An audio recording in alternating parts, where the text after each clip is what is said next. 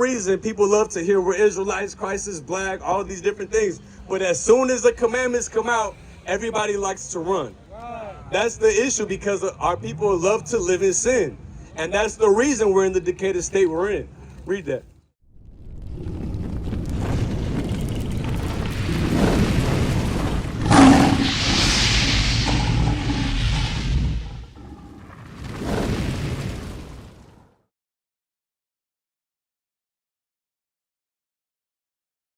My sister right here. Step a little closer. So I'm talking to my brother Daryl here. What's your name, sis? Albrina. You said Albrina. Albrina, sis? Vonda. Okay, Daryl, Albrina, and Vonda. Forgive me if I forget your name, but what we're doing is we're showing Daryl here that, guess what? Our history can be found in the Bible. I'm going to keep going on this, but I still want you to listen. All right. Go ahead. So we're reading the King James Version Bible. Okay, so we're reading the King James Version Bible, and in the King James Version, it tells us, Moses tells us that, guess what? As a nation of people, you're good, bro. As a nation of people, if we don't keep God's commandments, guess what? He's going to put us in curses and bondage. Guess what? We're still in slavery to this day. Though we don't have chains on our neck, guess what? We're still in slavery because we still have to pay taxes. We still have to serve another nation of people, and I'm going to show you that. Let's go back to Deuteronomy 28. The book of Deuteronomy, chapter 28, verse 15. But it shall come to pass, if thou wilt not hearken unto the voice of the Lord thy God, to observe, to do all his commandments and his statutes, which I command thee this day, that all these curses shall come upon thee and overtake thee. So guess what? All these curses will come upon you and overtake you because we decided to not keep God's laws. So guess what? Now give me that in verse, they shall be the head and we'll be the tail. Because guess what? Like I said, we're still in slavery today. Though we don't have chains on our neck and so on and so forth, guess what? We're still in bondage because we're serving a whole nother nation of people. All right? You got it? Verse 43, the stranger that is within thee shall get up above thee very high, and thou shalt come down very low. So these other nations have lifted up their head and they've become very high above us, and now we're in the lowest state. Moses told us this would happen to us if we don't keep his commandments, all right? So sis, you are an Israelite from the tribe of, I'm assuming you're from the tribe of Judah, right? Unless you are West Indian or Haitian or anything else. All right, so guess what? Y'all are from the tribe of Judah, and we must keep God's commandments. So I want to, oh yeah, go ahead. Verse 44, he shall lend to thee, and thou shalt not lend to him. He shall be the head, and thou shalt be the tail. So we have to go to him in want of all things. We got to pay him taxes. We got to pay a car note, property tax. What else we got to do? Even for a funeral, you got to pay, what is it called? Birth certificate, a death certificate. What was that? Taxes on your house. Right, taxes on your house. So you, at the end of the day, you really don't own that house, because guess what? If you don't pay your taxes, what are they going to do? They're going to take your house away, right? All right, so now get me, is there more on that? All right, finish that out. Verse 45, moreover, all these curses shall come upon thee, and shall pursue thee, and overtake thee, till thou be destroyed. Until we be destroyed, and guess what? That happened. Now, I want to go into the commandments, because it seemed like you guys already have a little bit of knowledge, right? Okay, so let me ask you this. What color is Jesus Christ? He's black. All right, so y'all know y'all are Israelites. Christ is black. He's only coming for our people. So now what I want to ask you is are y'all keeping the commandments? Yeah. Okay, so give me some commandments. Thou shalt not lie. Hate, love thy neighbor, no adultery. Right. I'm stuck. No, you good. Now what if I told you there's more than just those 10 commandments? You know it is, right? Okay, so I want to get Deuteronomy 22 and 5. And guess what? Every time I want to give you a disclaimer. Give me that in Matthew 11 and 6 real quick. Matthew 11 and 6. Because guess what? For some reason, people love to hear we're Israelites, Christ is black, all these different things. But as soon as the commandments come out, everybody likes to run. That's the issue, because our people love to live in sin. And that's the reason we're in the decayed state we're in. Read that. The book of Matthew, chapter 11, verse 6. Blessed is he whoever shall not be offended in me. So that Christ said, blessed is who will not be offended in me. And a lot of offenses come because people, they'll learn a commandment. Like, for example, somebody might love to smoke weed. And they're like, oh, shoot, if I gotta stop smoking weed to serve God. So then they get offended and leave. So I'm going to bring out a commandment to you, and I want you to apply it to your life. Deuteronomy 22 and 5. The book of Deuteronomy, chapter 22, verse 5. The woman shall not wear that which pertaineth unto a man, neither shall a man put on a woman's garment. For all that do so are an abomination unto the Lord thy God. So it says the woman shall not wear that. Say it again. The woman shall not wear that which pertaineth unto a man, and a man shall not put on a woman's garment. So imagine if we were up here wearing a dress. Would you even come in dialogue with us? No. And we're sitting here reading the Bible, grown men wearing a dress. But guess what? Our minds are so twisted up because of this devil right here that guess what? Our sisters think it's normal to wear what? What pertains to a man that a sister should not wear? Pants. Pants. A woman is not supposed to wear pants. If you know history, it was a woman, her name was Amelia Bloomer. And that's where you get the term bloomers from, or women's pants, quote unquote. But pants were always for the men. You see that? So it says, the woman shall not wear that which pertaineth unto a man, which is pants. You see that? Read it one more time. The woman shall not wear that which pertaineth unto a man, neither shall a man put on a woman's garment. For all that do so are an abomination unto the Lord thy God.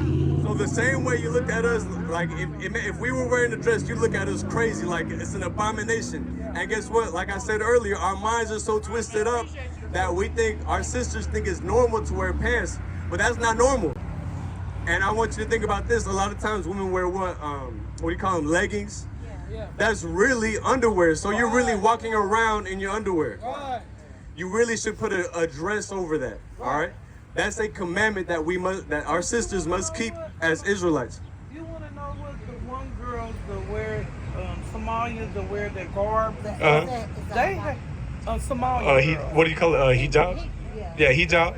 Yeah, hijab. They have the gowns on, the dresses on and stuff, and they have leggings under there too. Right, so you can wear that. That's technically underwear.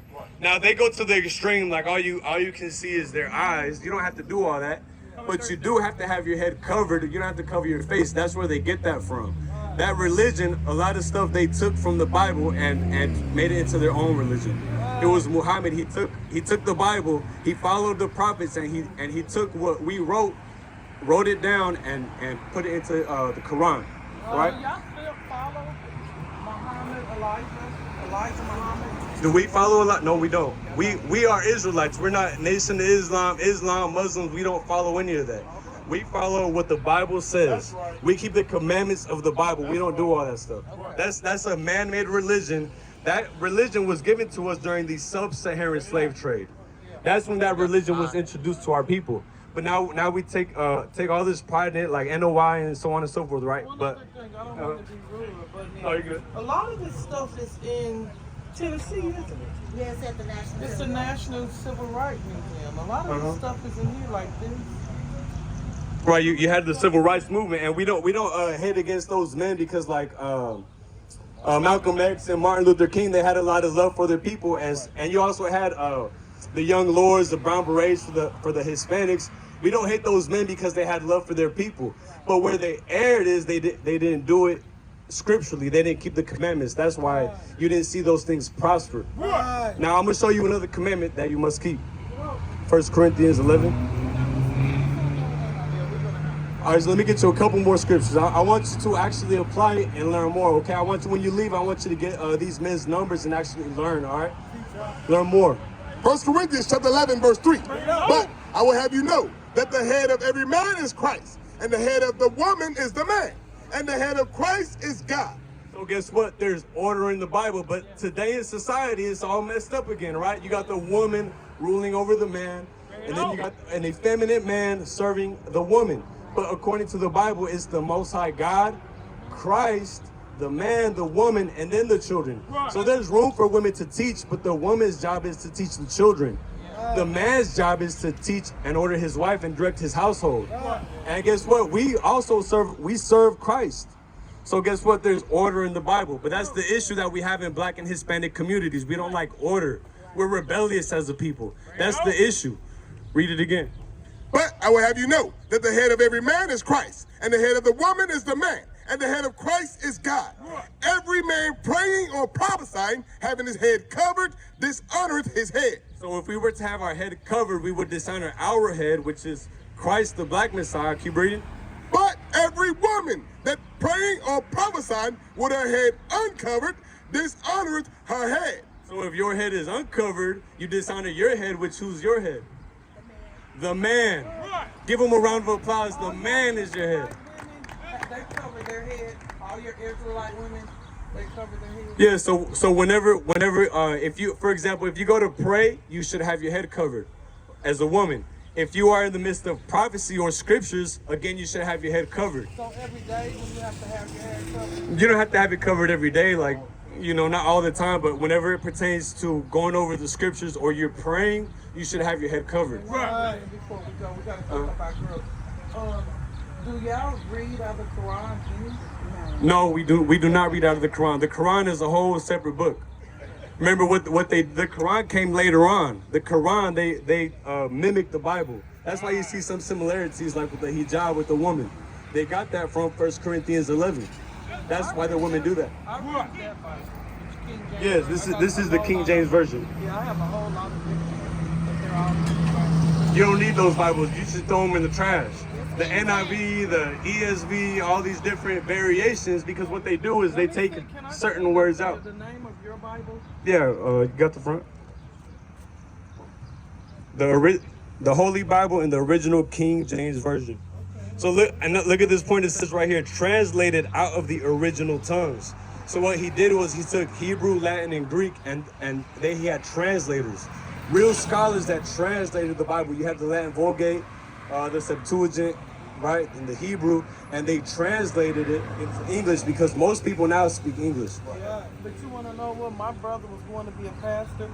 When I have difficult questions and I don't understand something, I usually go talk to him or call him, and he'll tell me. You say he's a pastor? He was going to be a pastor. Oh, he was going to be a pastor. So many King James versions, and so many. He's been studying it. Okay. He has a whole lot of books, a whole lot of stuff about different Bibles, he studies them, and he was going to be a pastor, but he works too much. Okay, so if he had the opportunity, he'd still become a pastor? Yes, he would. But he works too much. He can't. He works too much. Okay, and then this is another thing too, is the problem with the Christian church is they're not teaching you what we're teaching you. Right. They're not teaching you that you're an Israelite. What is a nation?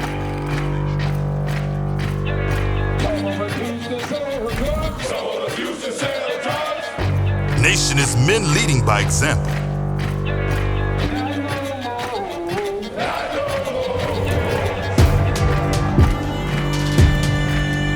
Nation is family.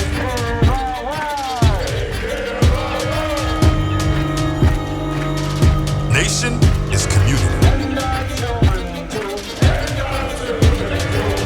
Nation is children with role models.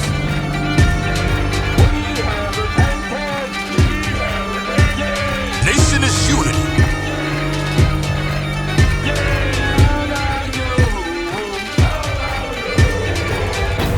Nation is you. And